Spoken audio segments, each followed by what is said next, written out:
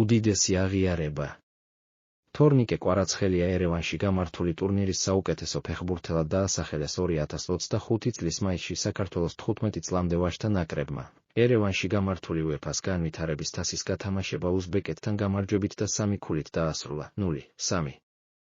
ამ მოგებით, გიორგი ჩიტაურის გუნდმა ტურნირზე 6 ქულით პირველი ადგილი დაიკავა. ჩვენმა ასაკობრივმა პირველ ტურში ტურნირის დებულების თანახმად ძირითად დროში დაფიქსირებული ფრის შემდეგ პირდაპირ დანიშნულ პენალტების სერიაში ლატვიას მოუგო და 2 ქულა მოიპოვა, ხოლო მეორე ტურში იდენტური სცენარის შემდეგ 11 მეტრიანებში მასპინძელ სომხეთთან დამარცხდა და 1 ქულა მოიპოვა. გიორგი ჩიტაურის ფორმაციის 15 წლამდე ნაკრებმა ერევანში გამართული UEFA-ს განვითარების თასი 2022 წლის მაისშიც მოიგო. 8 მაისი ლატვია 1-1-2, 4 საქართველო 10 მაისი სომხეთი 2-2-5, 3 საქართველო 12 მაისი უზბეკეთი 0-3 საქართველო ბოლო შეხვედრაში თავი გუნდის კაპიტანმა ანდრია ფოცხვერიამ, დავითმა ჭარაშვილმა და ნიკოლოზ დუნდუამ გამოიჩინეს.